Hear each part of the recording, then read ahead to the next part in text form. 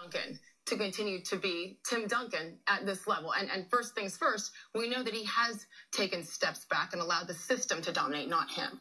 Anyone that's a public figure, whether it's sports or entertainment, if you're going to have longevity, it starts by having the ability to humble yourself, but reinvent yourself. And that's what Tim Duncan has been able to do. We saw Tim Duncan early in his career when it was bank shots, when he was playing not only for championships, but he's one of the elite players almost in the MVP conversation every year. Then as Tony Parker and Manu Ginobili developed, he took a back seat, started playing more defense, started deferring to those guys. They became more perimeter oriented. Now they're going back to two bigs, adding LaMarcus Aldridge, and it's Kawhi Leonard's team. And you see Tim Duncan, the exact same demeanor the entire time. See, the thing I love, he's maybe the lowest maintenance superstar that's ever played in the NBA. That allows Greg Popovich to hold everybody on that team accountable because he coaches Tim Duncan as hard as he does anybody. And then it just trickles down. And if you look at Tim Duncan, if you watch him play tonight, his one leg does not even straighten out when he runs. He can't even completely straighten it out. He works in the offseason. He swims. He takes care of his body. As he's gotten older, he's gotten skinnier. He's gotten thinner, so he doesn't carry that weight. And he's always, when you play for the Spurs, you sacrifice statistics.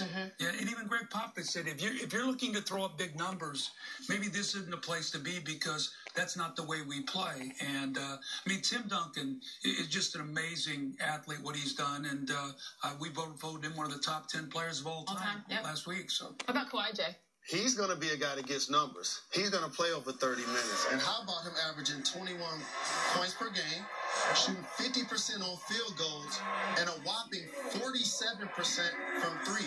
Here's a player that came into the league and made a name for himself with his will on the defensive end. Guarding this is your skill versus will comparison. And you see players like him, Butler in Chicago, and Paul George, all in that vein, who've now become terrific offensive players as well, dominate on both ends of the floor. 25-5, the Spurs off to their second best start in franchise history. Again, everybody talks about the Warriors. The Spurs are right there. On the other side, Houston is 500, Doug, 15-15 right now. And I'd like you to share with everybody your thoughts on Dwight Howard, somebody, of course, that's a lightning rod. Houston not having a great season, disappointing in many ways. What stands out to you right now about Dwight? Well, you know, when he came into the league, he was such a tremendous athlete, and he's still a good athlete. But, I mean, the things he could do out on the court, the way he ran, the way he jumped, the things he could do, and his body's played 30,000 minutes now in the NBA. He's had knee problems. He's had back problems. He's had shoulder problems.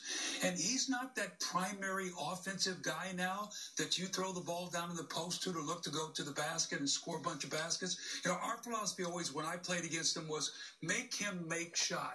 Don't let him dunk the ball. Don't let him lay the ball in. Those are the baskets he makes now when he gets a dunk. I think the other night he had 6 baskets. I think all of them were dunks. He's a rim roller. He can be a great piece of this team as a shot blocker and a defender. There's just something missing with Houston. I don't know what it is. I was a big fan last year of the way they played. They've been very lackluster all year long. I didn't think their training camp, they had any sense of purpose. They got off to a slow start. Their defense has not been there.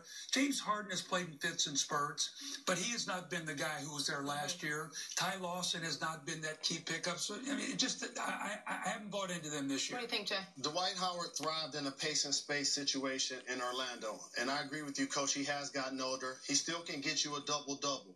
But what has happened with his last couple of stops, mentally, I think sometimes he gets checked out in the game because he's watching the best player in Los Angeles. It was Kobe Bryant. No Here's excuse. James Harden isolating.